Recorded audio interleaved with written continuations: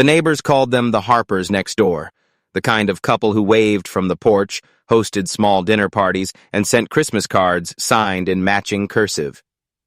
Daniel Harper worked as an architect, Claire, an elementary school teacher. Together, they seemed to have built a life as precise as one of Daniel's blueprints: balanced, admired, safe. Every morning, Daniel watched Claire through the kitchen window as she poured coffee into 2 mugs, humming softly. It was a ritual. 1 sugar for her, 2 for him. Their lives moved like clockwork. Laughter over breakfast, soft music on the drive to work, quiet dinners filled with gentle familiarity. To anyone looking in, theirs was the picture of love grown steady through time. But perfection, Daniel often thought, could be a fragile thing. A glass surface that hid the cracks until light struck at just the right angle. Ryan Cole entered their lives long before the cracks appeared. He was Daniel's best friend since high school, charismatic, easygoing, the kind of man who made others feel instantly at ease. Ryan was there when Daniel met Claire at a charity event 12 years ago. He toasted their wedding, stood beside him as best man, and remained part of every milestone since. On Friday nights, it was usually the 3 of them: wine, music, laughter. Ryan was practically family. Claire called him our third wheel, and Ryan would grin, saying, "Someone has to keep you 2 perfect people humble." But lately, Daniel noticed something different in the way Ryan looked at Claire. Not desire, exactly, but something softer, heavier, as if words were being swallowed. Maybe he was imagining it. After all, who suspects their own best friend?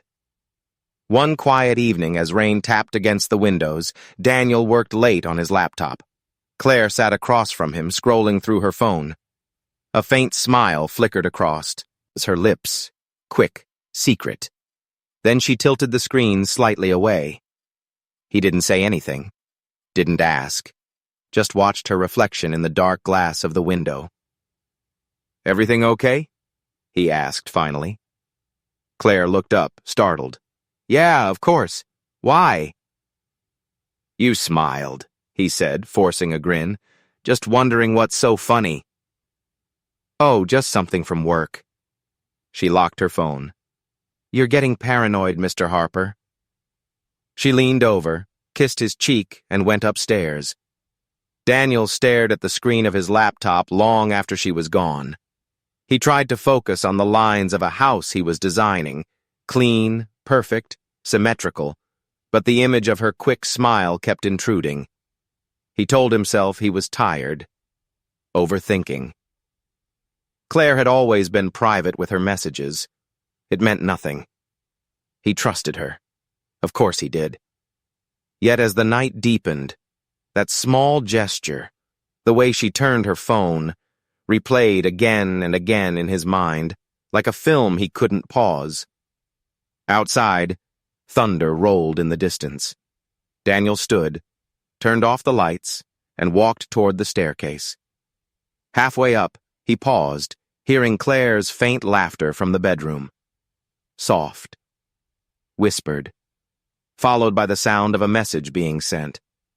He waited there, in the dark, until silence fell again. Then he went to bed beside her, his arm draped across her waist, his mind wide awake. Claire shifted slightly, murmuring, "Good night." Daniel whispered it back, but his thoughts had already begun to drift toward a quiet unease he couldn't name. Somewhere, deep inside, a voice began to whisper. Not yet words, but a feeling. The first tremor before a storm. Tomorrow, he promised himself, he'd stop overthinking. But tomorrow would bring a message that would change everything. The next morning felt deceptively normal. Sunlight streamed through the curtains, warm and gold, softening the edges of Daniel's restless night. Claire was already up, humming as she moved about the kitchen. The smell of coffee filled the air, 2 mugs waiting on the counter, 1 sugar for her, 2 for him. Routine had a way of disguising unease. Daniel smiled faintly, trying to shake off the weight of his thoughts. She kissed him goodbye before leaving for work, her perfume lingering in the air long after the door closed. He told himself it was fine. Everything was fine. By noon, the house was silent again. Daniel sat at his desk, sketching roof lines and window placements, though his focus fractured every few minutes. The memory of last night clung to him. That smile, that faint sound of a message being sent. He reached for his phone, scrolling through his texts, through his call history, through Claire's last message. Love you. Don't forget dinner with Ryan tomorrow. The name hit differently now. Ryan, his best friend. His brother in every way that mattered, yet Daniel couldn't deny the quiet discomfort that word now carried. When evening came, Claire returned home cheerful, talking about her students and how one had drawn a crooked cat that looked exactly like our neighbor's. Daniel laughed, or tried to, but the laughter felt rehearsed, hollow. After dinner, Claire left her phone charging on the couch while she went upstairs to shower. Daniel stayed behind, absently flipping through TV channels until the sound of running water began. His gaze drifted to the glowing screen of her phone. A message notification appeared. R. Same time tomorrow? The world seemed to pause. Daniel's pulse thundered in his ears. For a moment, he just stared, frozen, disbelieving. Then, with trembling hands, he picked up the phone. The message vanished behind a locked chat icon. He sat back, breathing hard. R. It could mean Rachel, Rebecca, Raymond, anyone. But deep down, something colder whispered the truth. Ryan. The thought slid into his mind like a knife. No, Daniel muttered under his breath. No, that's ridiculous.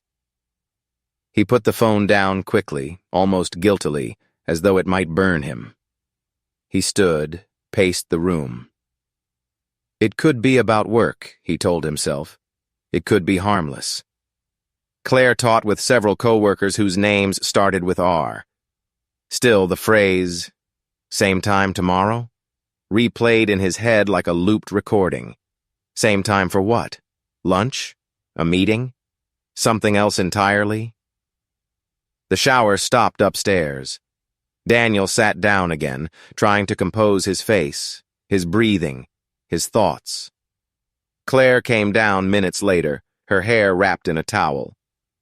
You didn't come up, she said softly. Just finishing this movie, he replied. Couldn't sleep last night. You've been working too hard. She smiled, walking over to kiss him lightly. Try to rest tonight, okay? Her tone was gentle, loving even. And yet, that message still burned behind his eyes. When she went to bed, Daniel lingered in the living room, lights dim, staring at nothing. On the TV, muted images flickered. Strangers laughing in some distant sitcom, but all he could hear was the faint echo of that text. He finally joined her in bed. Claire was already asleep, her breathing slow and steady. Daniel lay awake beside her, the glow of her phone charger pulsing faintly in the dark like a heartbeat. He closed his eyes, but the words kept whispering in his mind. Same time tomorrow. Tomorrow. The word didn't sound innocent anymore. It sounded like a countdown. And Daniel Harper had just heard the first tick. The next day arrived heavy with silence. Daniel woke early, though he hadn't slept much. Claire was already gone, her side of the bed cold. On the kitchen counter lay a note. Meeting with parents today. Dinner with Ryan later. Don't wait up. Love you. His eyes lingered on the name. Ryan. There it was again. The thread connecting everything he didn't want to believe. He told himself not to overreact. Ryan was his best friend. Always had been. They'd grown up together, fought bullies together, built dreams side by side. When Daniel lost his father, Ryan was the one who drove through the night just to sit in silence with him. That kind of friendship didn't vanish. Still, Memories began to shift shape. Every shared joke, every friendly hug, now looked different in the harsh light of doubt. That evening, Ryan came over just as the sky deepened into bruised blue. Daniel had texted him earlier, "Drop by for a drink." He needed to see him, not as a suspect, but as his friend, just to remind himself how absurd these thoughts were. Ryan arrived with his usual grin and a bottle of whiskey. "You look like hell, man," he said, stepping inside. "Rough day at the office?" "Something like that," Daniel replied, forcing a smile. "Thought we could use a catch-up."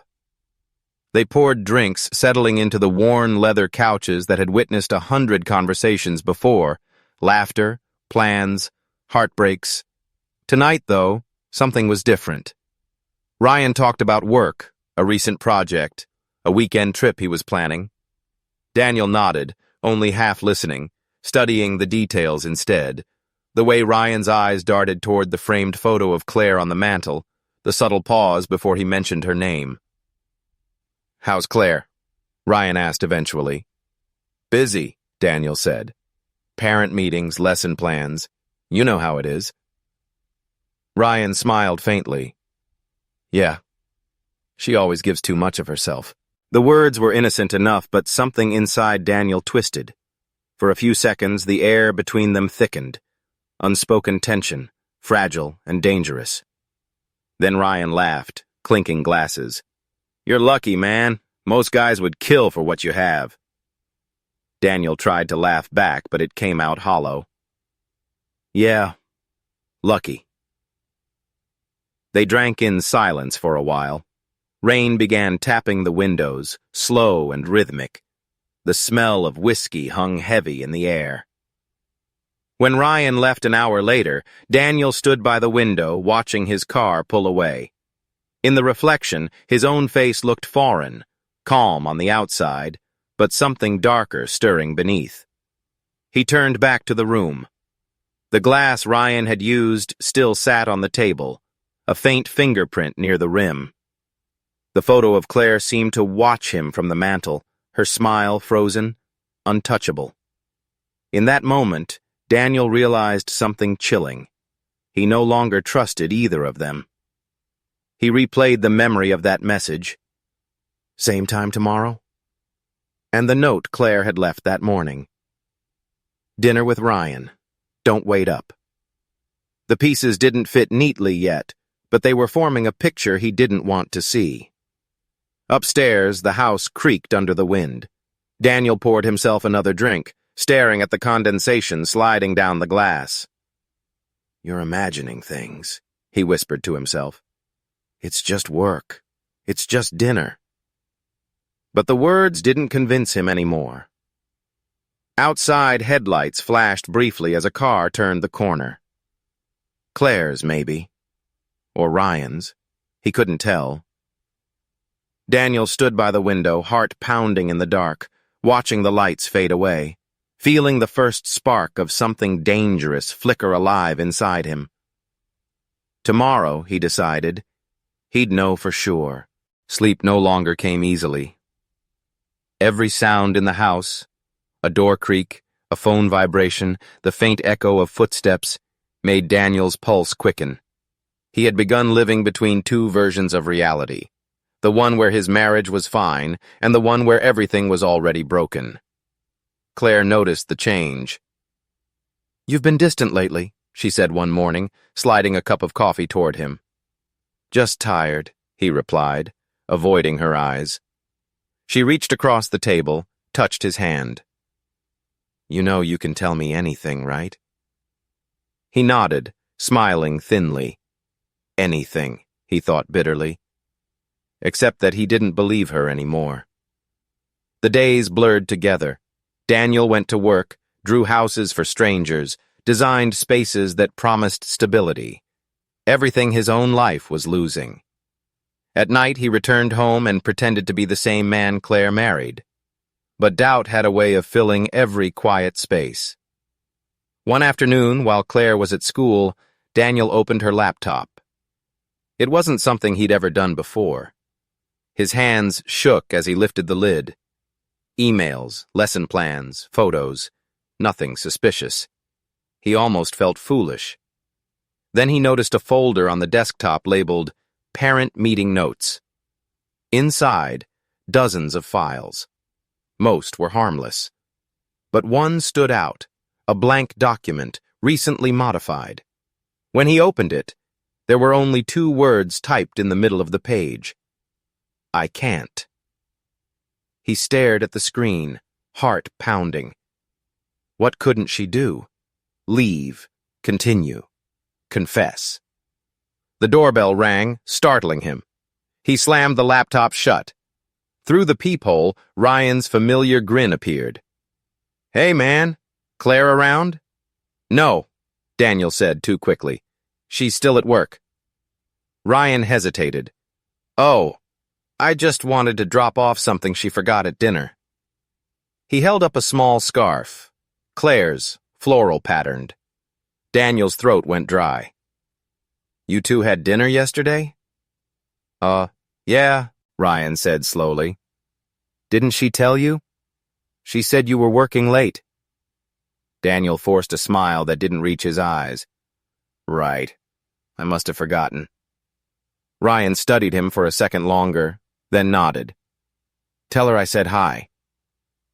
When the door closed, Daniel leaned against it, his pulse hammering. The scarf smelled faintly of Claire's perfume, lavender and something sharp beneath it, like guilt. He told himself there had to be a logical explanation. Maybe Ryan was just helping with a school event. Maybe Claire really had forgotten to mention it. Maybe it was all coincidence. Maybe. That word became his lifeline. Fragile, fraying, but necessary. Without it, the truth would swallow him whole. That night, he lay beside Claire as she scrolled through her phone. He pretended to read a book, watching her reflection in his glasses. She smiled at the screen once, a small, private smile. What's funny? He asked, voice calm but tight. Just something from work, she murmured, identical to the excuse she'd used before. He nodded, pretending to believe it. When the lights went out, Daniel stared at the ceiling, listening to her steady breathing. He wanted to reach for her, to believe her again, but his hand wouldn't move. Doubt had taken its place there. Heavy, cold, permanent. Tomorrow he decided he wouldn't guess anymore. He would know. The weekend arrived with forced smiles and shallow laughter. Claire suggested a small barbecue. Just us, Ryan, and a few neighbors. Daniel agreed without hesitation. He needed to see them together, to watch their faces in the same frame. If there was truth hiding between them, it would show. The afternoon sun glowed faintly gold as smoke curled from the grill. Music played low in the background, and Ryan stood beside Claire, teasing her about overcooking the vegetables. Their laughter blended easily, too easily. Daniel's chest tightened at the sound. You're quiet today, Claire said, brushing past him to refill drinks. Just thinking about work, he murmured. You think too much, she said lightly, tapping his shoulder. Ryan handed Daniel a beer, his grin as natural as ever. You look like a man about to design another skyscraper. Relax, architect. Daniel forced a chuckle. Yeah, maybe I just need a vacation. He lifted his phone and said, Everyone together. Let's get a photo. They gathered near the fence, the sunlight soft, the laughter timed just right. Claire leaned slightly toward Ryan as the shutter clicked. No one noticed, but Daniel did. That subtle lean, that warmth. It was nothing on its own. But Daniel had learned that betrayal rarely comes with grand gestures. It hides in the smallest movements. Later that night, when the guests were gone and Claire had gone upstairs to shower, Daniel sat alone in the living room. The quiet pressed in on him. He opened his phone's gallery and scrolled through the photos. Smiling faces, raised glasses, the illusion of joy. Then he stopped. In one picture, Ryan stood behind Claire, his hand resting casually on her lower back. Fingers barely visible but unmistakably intimate. Claire's smile was different too, softer, her eyes slightly downcast. Daniel zoomed in until the pixels blurred. The longer he stared, the colder his body became. It wasn't a friendly gesture. It was a touch of possession. "No," he whispered, shaking his head. "It's nothing. Just nothing." He set the phone down, but the image burned into his mind, impossible to erase. His pulse thudded against his temples. Every memory of the three of them together replayed now with altered meaning. Every laugh, every glance. The sound of running water upstairs snapped him back. He quickly locked his phone and leaned back, pretending to watch TV when Claire appeared at the doorway, towel in hand. "You're still up?" "Couldn't sleep," Daniel said softly. "You should try," she replied, smiling faintly. "You look exhausted." He studied her face. She looked calm, too calm. "Dinner was nice," he said carefully. "Ryan seemed happy." "He always is," she said with a shrug. "You know him?" Daniel nodded. "Yeah, I do." When she went upstairs again, Daniel sat motionless, staring at the staircase until the light in their bedroom turned off. Then he reached for his phone once more. The photo filled the screen, the frozen moment that no one else would ever notice. He took a screenshot, saved it under a hidden folder. His hands trembled as he renamed it simply, Proof. Outside, rain began to fall again, tapping against the window like a quiet confession. Daniel leaned back, whispering to himself, "Now I know." But knowing didn't bring peace.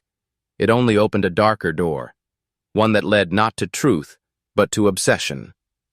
Tomorrow, he promised, he'd find out just how deep the lie went. Sleep eluded Daniel again. The photo wouldn't leave his mind. Ryan's hand, Claire's smile, that subtle tilt of her body toward him. Proof, he called it, though part of him still hoped he was wrong. But hope had begun to rot into something darker. By morning, his nerves buzzed with quiet desperation. He watched Claire make breakfast, her movements effortless, her voice warm. She hummed to herself, phone always near. When she left for work, Daniel's gaze followed the device like it was alive, the little glowing object that held the truth. He waited until she was gone, then checked the counter. Her personal phone was missing, but her old work phone sat in a drawer, a backup she hadn't used in months. Daniel picked it up, thumb trembling over the screen. Dead battery. He plugged it in, watching as it came to life, screen flickering like an awakening secret. Nothing unusual. Old emails, lesson notes, photos from a year ago. But there was something else. A hidden folder. Password protected. For an hour he tried combinations. Birthdays, pet names, his own name. Nothing worked. Then on impulse he typed Ryan. The folder opened. Inside were voice recordings, short, time-stamped messages. The first began with Claire's voice, soft and uncertain. "Hey, I just wanted to say thank you for yesterday. I don't know what I'd do without you." Daniel froze. The next recording came days later. "You make me feel seen again, Ryan. I hate that it's wrong, but I can't stop." Each word struck like a hammer. The sound of Ryan's laughter followed faintly in one clip, low, familiar, intimate. Daniel's breath came ragged. His hand shook so violently he nearly dropped the phone. The world around him blurred, the ticking clock, the hum of the refrigerator, the faint creak of the house, all fading beneath the sound of her whispering another man's name. "I love you." He slammed the phone onto the table, chest heaving. For a long time, he just sat there, staring at nothing. The betrayal had been invisible once. Now it had a voice. When the front door opened hours later, Daniel was calm again. Too calm. Claire entered, smiling. "You're home early." "Wanted to surprise you," he said softly. She kissed his cheek. "That's sweet." Daniel's eyes lingered on her phone as she set it down. Every vibration, every chime made his muscles tense. "Everything okay?" she asked, sensing something. "Yeah," he replied, forcing a smile. "Just tired of pretending things are perfect." Her brow furrowed. "What do you mean?" He shook his head quickly. "Nothing. Forget it." But she didn't. She watched him a moment longer before turning away, uneasy. That night, when she slept, Daniel lay awake beside her, staring at the ceiling. He could still hear her recorded voice echoing through his skull. "You make me feel seen again, Ryan." His jaw tightened. There would be no more guessing, no more doubt. Tomorrow, he would look Ryan in the eyes. And then, someone would finally tell the truth. The next morning was unnervingly quiet. Claire moved through the house humming softly, unaware that Daniel's world had already shifted. He watched her in silence, every movement, every breath. The recordings still echoed in his head. He had listened to them all night until her voice no longer sounded like the woman he'd married. When she left for work, Daniel sat motionless for a long time. The plan formed slowly, almost gently, like a whisper guiding him. He texted Ryan. "Dinner tonight? Just us. Need to talk." Ryan's reply came minutes later. "Sure thing. Usual place or your house?" "Our place," Daniel wrote. "Claire will cook, like old times." That evening, the world looked deceptively peaceful. Orange sunlight spilling through the windows, the smell of roasted chicken filling the air. Claire greeted Ryan at the door with her usual warmth, while Daniel poured drinks. Everything felt staged, rehearsed, the three of them trapped in a play with no script left to hide behind. They ate together, laughter strained, conversation hollow. Daniel barely tasted his food. His gaze shifted between them, her nervous smile, his careful tone. Each word was a test of control. After dinner, Claire gathered the plates. Daniel caught her wrist gently. "Leave them. I want to talk." Ryan looked up confused. "What's going on?" Daniel poured another drink and set it on the table. His voice came quiet, even. "I know about you two." The words hung in the air, sharp and irreversible. Claire froze. Ryan blinked slowly, then set his glass down. "Daniel," Claire began, but he raised a hand. "Don't lie. Not tonight." Silence followed, thick and suffocating. Ryan exhaled, rubbing his jaw. "You weren't supposed to find out this way." Claire turned on him, eyes wide. "Ryan, stop." "No," Daniel interrupted, his tone low. "Let him talk." Ryan's voice trembled slightly, though he tried to sound calm.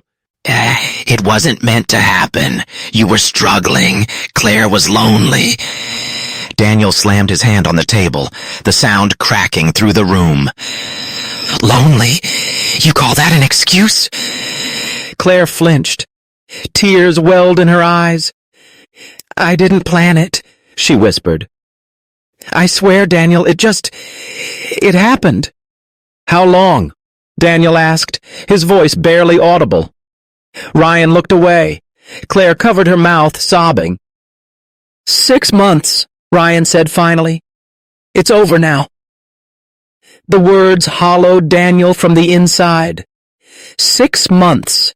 Half a year of lies, dinners, shared secrets while he smiled beside them. He stood slowly, pacing to the window. The reflection showed all three of them, the betrayer, the betrayed, and the woman caught between. "Do you remember?" Daniel said quietly. "When you told me friendship meant loyalty, Ryan? That you'd take a bullet for me?" Ryan swallowed hard. I meant it. You already fired it, Daniel replied. The air seemed to thin. Claire moved closer, reaching for him. Please don't do this. I made a mistake. I love you. He turned to her, eyes hollow. You love both of us. Don't confuse guilt for love. For a long moment, no one spoke. The clock ticked softly, cruelly steady. Then Daniel's voice broke the silence again. Get out, Ryan. Ryan hesitated. Daniel, Get out! The shout cracked through the house, raw and shaking. Ryan grabbed his coat and left without another word. The sound of the door slamming echoed long after he was gone. Claire collapsed onto a chair, sobbing.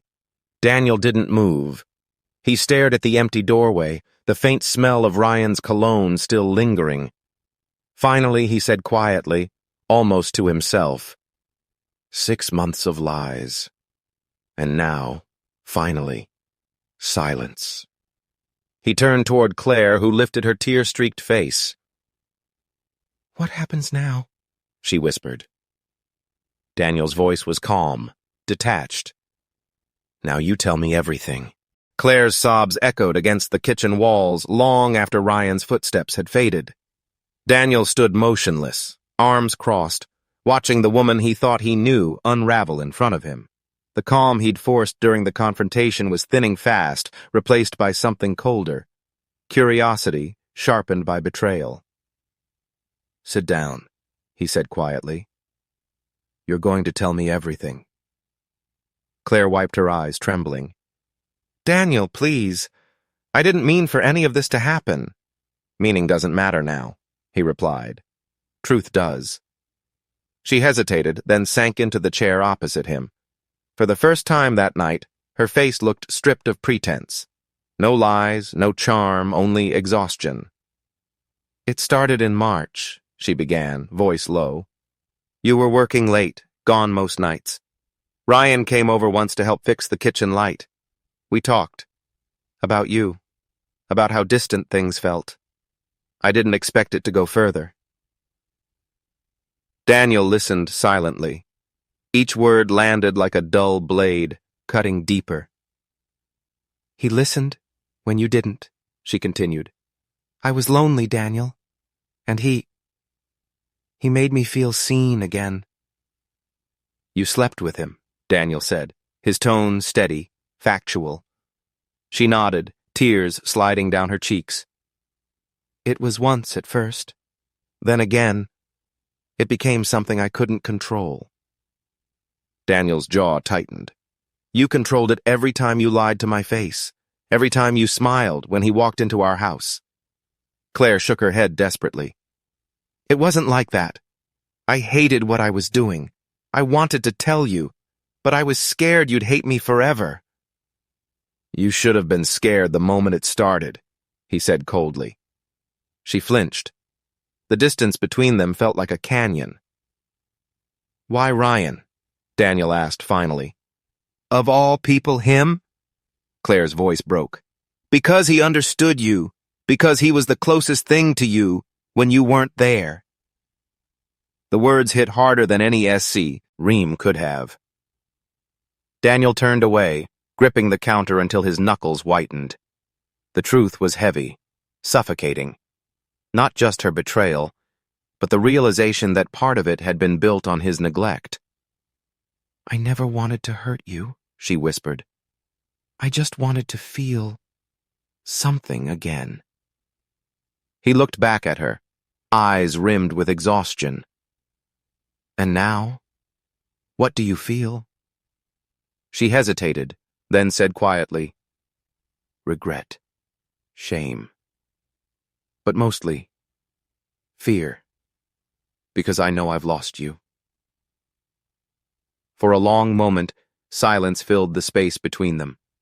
Then Daniel walked toward her, slow and deliberate. He leaned down slightly, his voice low enough to make her shiver. You haven't lost me, he said. You've changed me. She looked up, searching his face for meaning. but his expression was unreadable. "Daniel, what are you going to do?" He turned toward the hallway, grabbing his coat from the chair. "I don't know yet," he said, "but I can't stay here tonight." Claire rose, panicked. "Please, don't leave like this. Talk to me." Daniel paused at the door, his silhouette framed by the dim light. "You've talked enough," he said quietly. "Now it's my turn to think."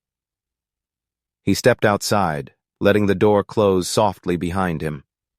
Claire collapsed onto the floor, sobbing into her hands. Outside, Daniel stood under the cold night sky, the air biting at his skin.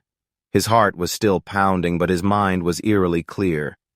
Somewhere inside the storm of betrayal, a darker thought began to form.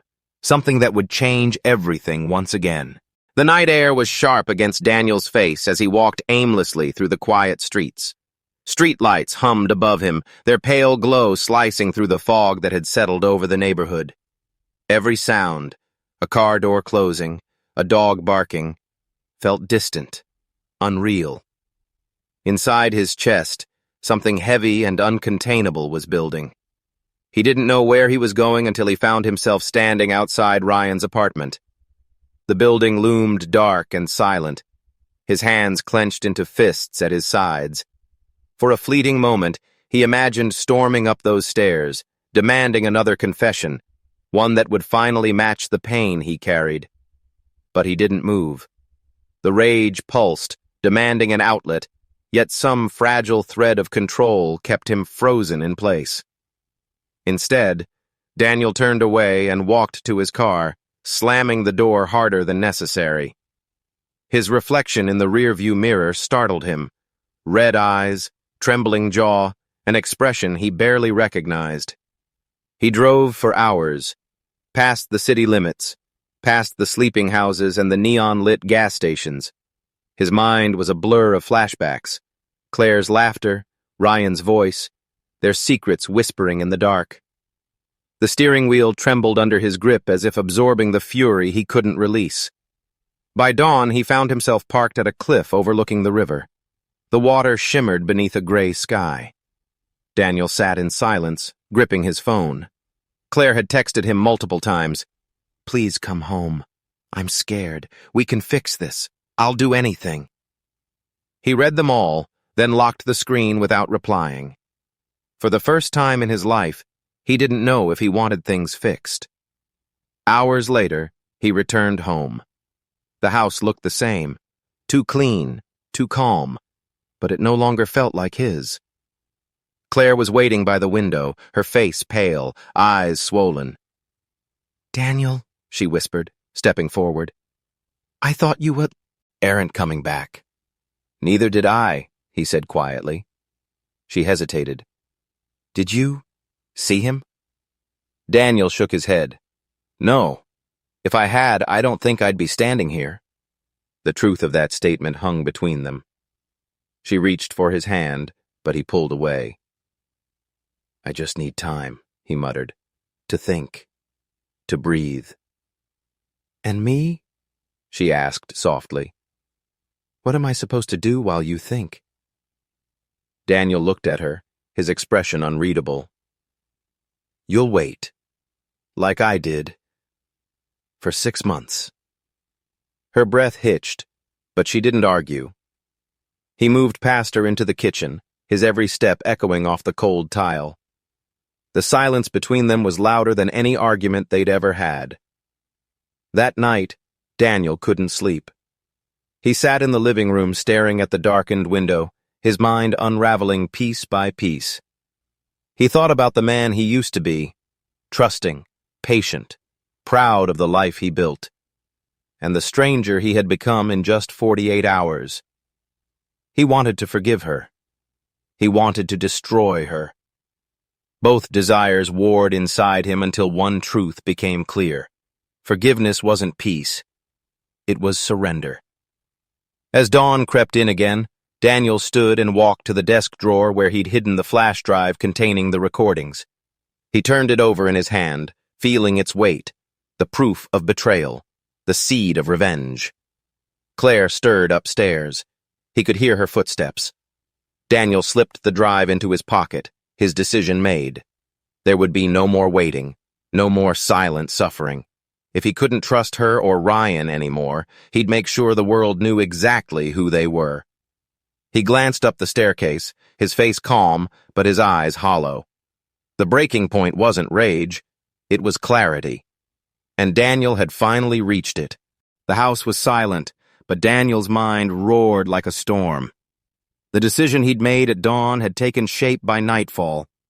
Every word Claire had spoken, every lie Ryan had told, they all played on repeat in his head until the truth was unbearable. He couldn't undo what had been done, but he could make sure no one forgot it. By 8 o'clock, Claire sat in the living room, her body coiled with unease. She had tried to talk to him all day, but Daniel had barely responded. Only nods, short answers, and the same cold expression that terrified her more than any shouting could. Now, as darkness crept through the windows, he stood at the doorway watching her. "We need to talk," he said finally. She looked up, startled. "Now? Daniel, please, can't we just—" "Now!" he repeated, his tone leaving no room for argument. Claire followed him into the kitchen, the place where everything had shattered just days ago.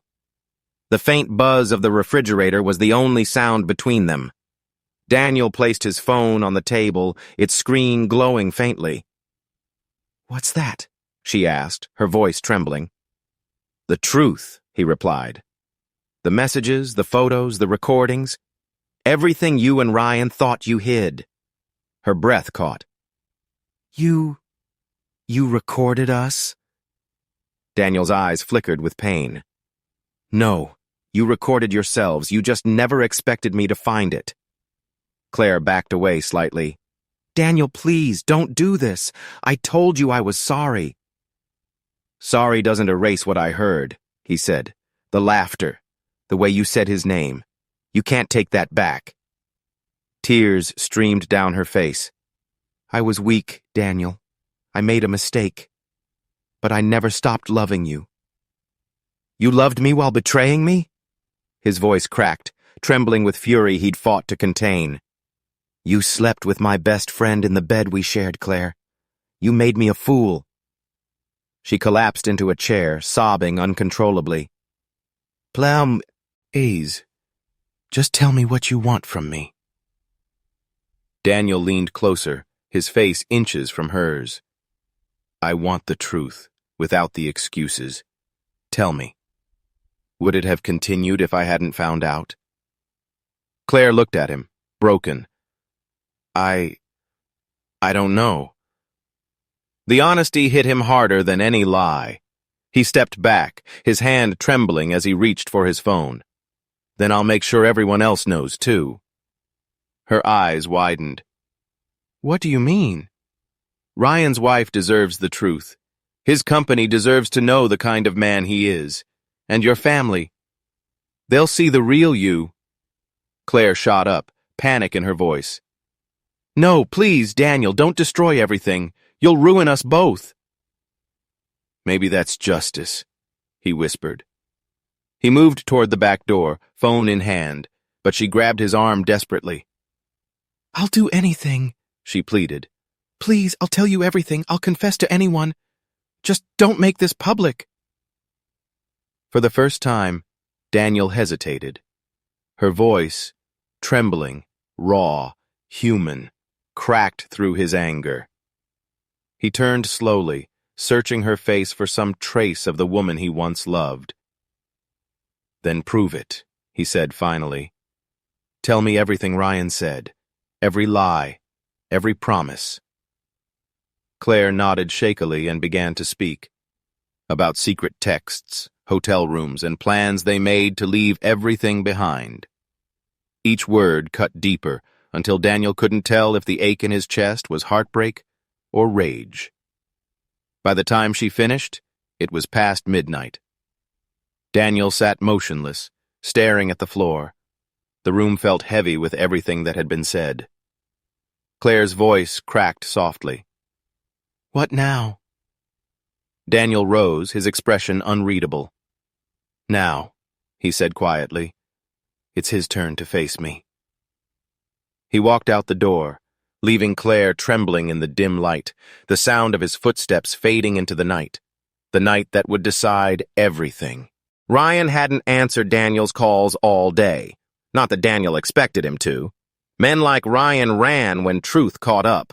But that night, as Daniel drove through the rain toward his friend's apartment, something inside him had already shifted. This wasn't about anger anymore. It was about closure. One final confrontation, and then silence. The rain beat hard against the windshield as he parked outside the building. Lights glowed in only a few windows. The rest were swallowed by darkness. Daniel climbed the stairs, each creak echoing in the narrow hallway. He stopped at Ryan's door and knocked once. No answer. He tried again, louder. "Ryan," he called. "I know you're in there." Still nothing. He pressed his ear to the door. Silence.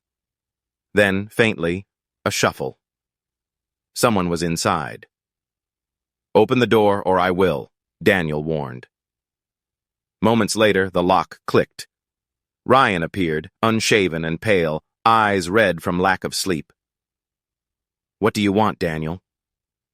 "You know exactly what I want." Ryan sighed, stepping aside. "Come in, then. Let's end this." Inside, the apartment was a mess. Empty bottles, clothes scattered, the smell of sweat and regret hanging in the air. Ryan slumped into a chair while Daniel remained standing. "Claire told me everything," Daniel began. "The lies, the meetings, the plans."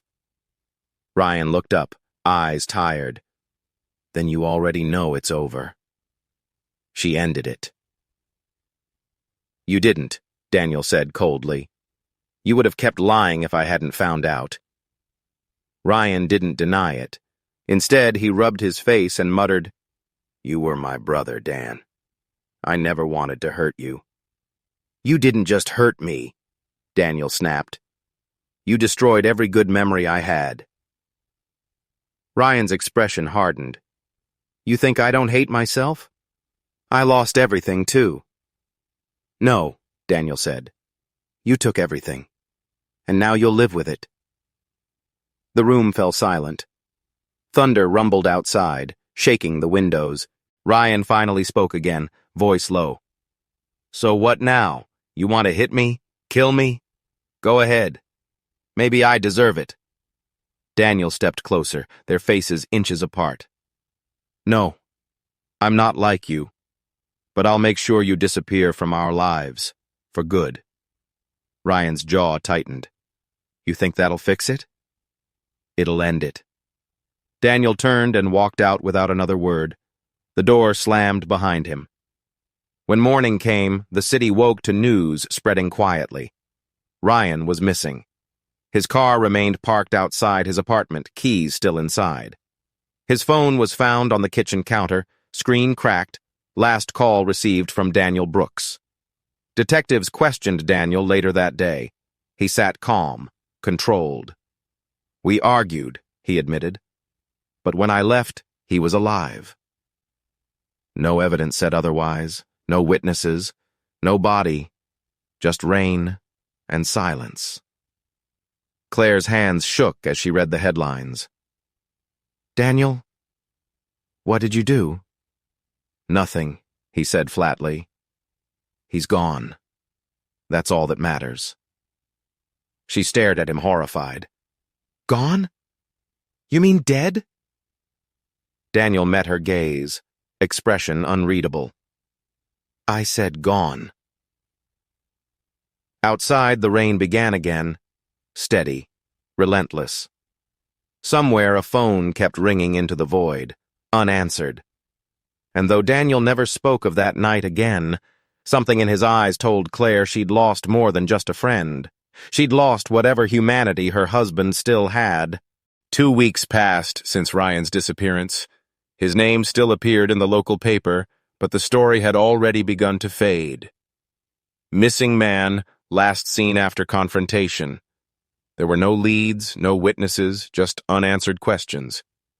To everyone else, Ryan Matthews had simply vanished. But for Claire, silence was worse than death.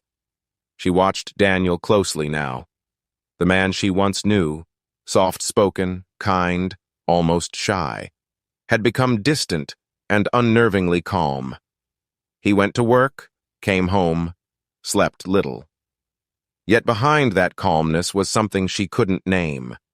A quiet, dangerous peace. One night, she found him sitting alone in his study, the glow of the computer screen flickering against his face. On the desk lay a small black USB drive, the same one that had once held her recordings with Ryan. "What are you doing with that?" she asked cautiously. Daniel didn't look up. "Finishing what I started." "Daniel, please," she said softly. "It's over. He's gone. Let's just move on." He finally looked at her, his eyes hollow. "Move on?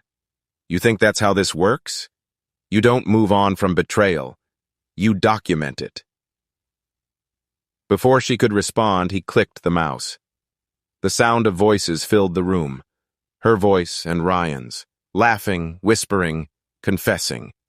It was the same recording she'd begged him to delete. Hearing it again now was unbearable. "Turn it off!" she cried. Daniel didn't. He just stared at the screen, listening. Then he paused the file and said quietly, "That's not the only thing on here." He clicked again.